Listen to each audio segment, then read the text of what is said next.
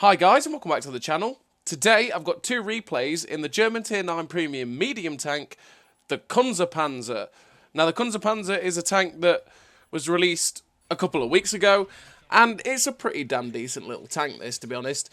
And I didn't make this comparison in the tank review, but it is actually just like another PTA in a way, because it's a very similar playstyle. It's get yourself with the great mobility into good positions, good, especially stealthier positions and stuff like that. Just good flanking positions. Just good position to be able to use the great gun. And while the PTA has the flexibility of having the best of its gun handling and DPM outside of a siege mode, the Kunze Panzer has to go into this siege mode, which takes 2 seconds, to be able to get its best gun accuracy and the best of its DPM, without sacrificing mobility, whereas the Kunze Panzer does. But the Kunze Panzer actually gets slightly better gun handling than the PTA when it's in this siege mode, and the DPM is actually better because the PTA was like a 7.5 second reload, something like that, fully kitted out, and this tank is 6.8 in the siege mode. Now, naturally, if you're firing outside of that, in this tank, it's something like 7.3, 7.4, but your gun handling is way worse.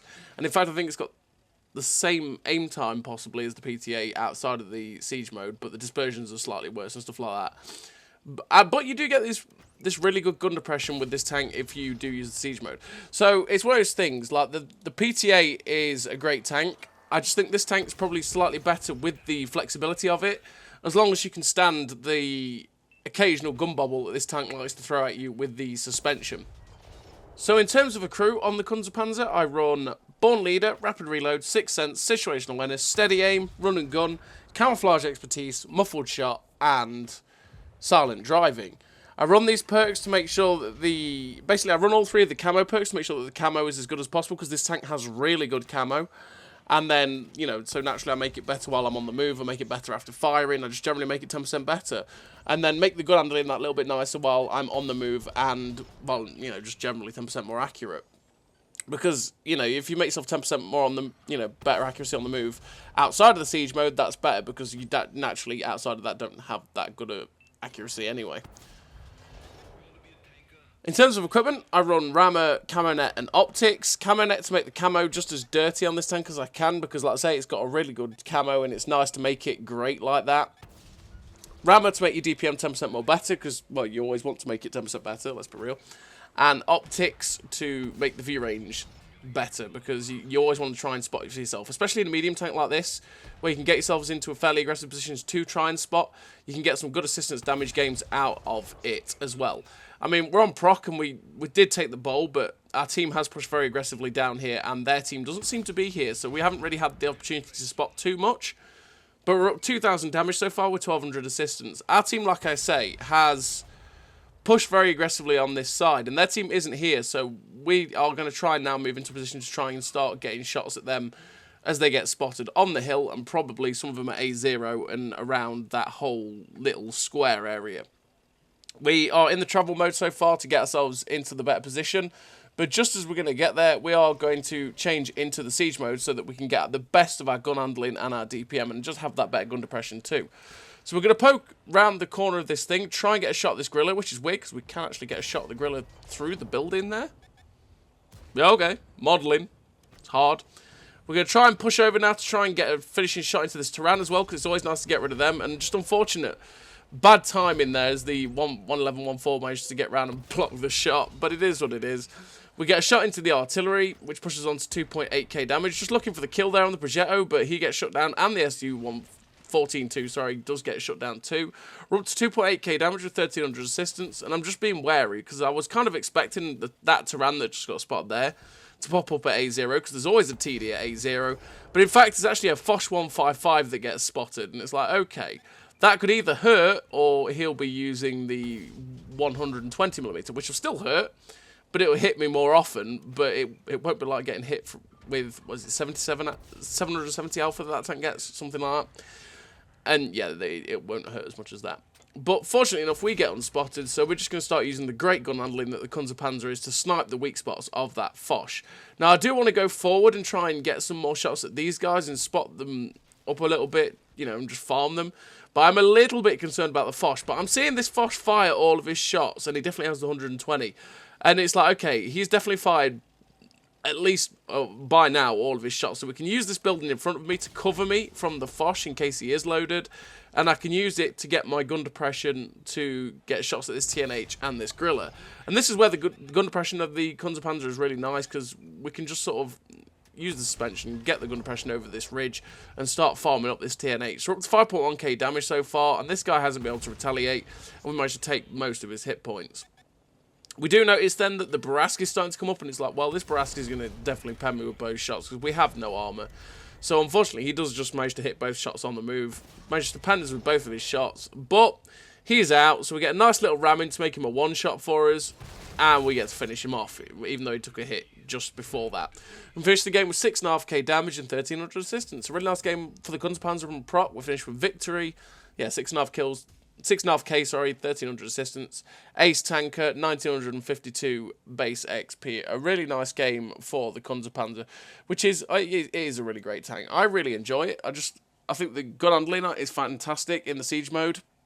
And while the siege mode can be a little bit clunky and annoying at times, I don't find it that bad. But then again, I didn't really mind it too much on the Swedish TDs. So it's just something that I'm kind of used to a little bit, to be honest. You've just got to know the situations when and where to switch into the siege mode and when to just stick with your travel mode. Because sometimes, even when you know you're going to get firing at people, it's best to stay in the travel mode so that you can always get away from people. And sometimes when you know you're getting stuck into a brawl, it might be best just to, you know, get into the siege mode. It's just all about having the right timing for it and knowing when it's probably best to be in either of the modes. So we're on the second game, and on the second game we're on this map, which is Vineyards, and we're going to push very aggressively up to K5, and that's because it's a good position to take to get shots at people that cross up to the K line on their spawn. You can also negate this side of the map for the enemy team, because you can spot them if you've got, especially if you've got people up on this hill where this EBR is currently marauding. You can get good spotting out from people shooting the things that you spot along this line. And there's not much that people can do about you in this position. They really have to overexpose to be able to get shots at you. But unfortunately, we just missed that EBR there. But yeah, if they want to come and attack you, they really have to overexpose themselves. And the people that do sit at the position at K8, 9 will give you some good assistance and give you protection, hopefully. So we were going to pull around the corner there and try and get a shot into the Nomad. But as we pull around the corner, we end up spotting a Type 4 heavy, sorry, or a Type 5 heavy, whichever one it was. And it's like, okay, absolutely not. And as you can see, the Iron Arnie came round. And I was like, well, I'll try and get a tracking shot there. I'll try and track him in place. And as you saw, I didn't track him, but he ended up taking 2 to 3 hits from behind me as well. And that's the cover I'm on about that you can get from using this position. So he ended up losing like half of his health to try and poke and get one shot into little old me, which is, like I say, a benefit of it. And if I managed to get the track in there, he might have taken more, but unfortunately we didn't actually track him, we just penned him. Which, yeah, no loss, we managed to get damage on him. But right now we keep getting detectives trying to poke to look at shots at this T95. We know there's a Dragon there as well, so it's just being careful. But I'm like, okay, you know what? I'm going to try and poke around and see if I can get some shots. Flanking shots, sorry, these heavies and mediums that are around the corner. But just as we go round to get those flanking shots, this VKB gets spotted and it's like, oh, well, okay. And we managed to pen him and then not take a shot in return. The Nomad, we take a cheeky shot at him there and get a pen into that. And again, he tried to poke round, he took a hit. That's what I mean. This position at K4 is pretty useless for the enemy team because they can't really do much to the guy that's sat where I am. If they want it to be effective, they have to rush really aggressively straight into the dip at K6-7. But if they've sent, if my team sent like three tanks to where I am, that's not really viable. And like I say, if there's enough people camping at K8-9, they can also get absolutely trashed from that position too, which is not helpful for the enemy team. So we get a nice shot there into the lower plate of the VK4502B, and we switch to heat because we're not always guaranteed to go through that guy's lower plate because the 4502B's lower plate is really good. So with the heat rounds, we're definitely going through. So we slam one round through, and it's like, well, okay, just let me get another one through because he's missed. And I'm thinking, I might actually get another shot at this VK4502B before he actually reloads because he has a pretty poor reload. Unfortunately, that's not the case. He managed to to actually get a shot is there, and we took a fairly large hit from him, which is unhelpful. You always want to make sure you got hit points.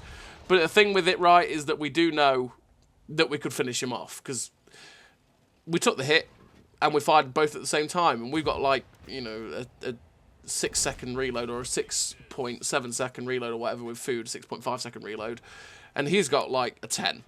And we managed to shut him down, as well as we shut down the Type 4 Heavy there as well, which is nice. So there's only really one tank left on this flank that we've got to worry about, and that's that Nomad. And with our Alpha, it's actually 6.3-second reload with the food. There we go. And with the Nomad back there, it's like, okay, he's the last threat on the flank. I kind of want to take him out, so we just feather that cupola shot, and thankfully the shell goes straight through. We knew we were going to kill him with one shell there, and yeah, thankfully he's gone.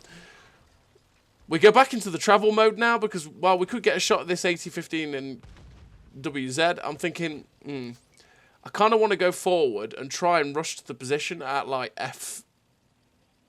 F4, the little ridge line, so that I can try and spot their campers, because we do have a lot of people left. We have people that are advancing behind me. If we can advance into a good position, we might be able to get a good amount of assistance. So we get a nice shot there into the E50, and this is where I'm talking about, right? I could switch into the siege mode right now, but I'm quite happy to stay in my travel mode, even though I've got worse DPM and worse handling. Their targets are getting lit up.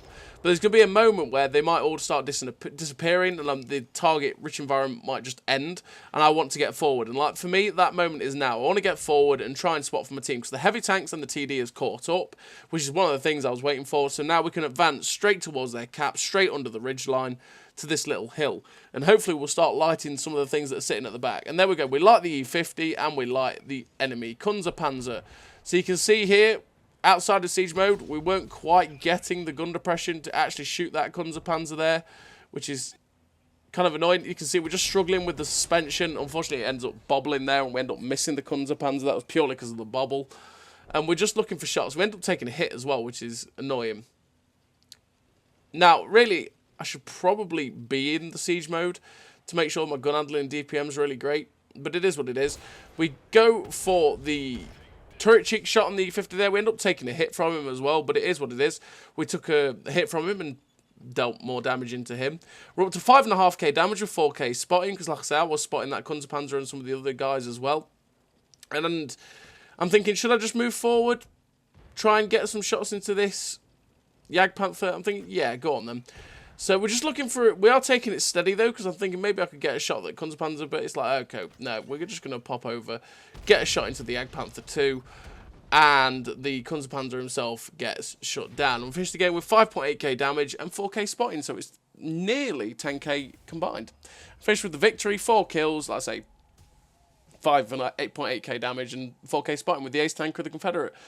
2.1k base XP, a really great game for the Kunze Panzer, which is honestly an absolutely fantastic tank. I really enjoy it. You've just got to get used to that siege mode, to be perfectly honest. So as always, everybody, thank you very much for watching. I'll see you next time.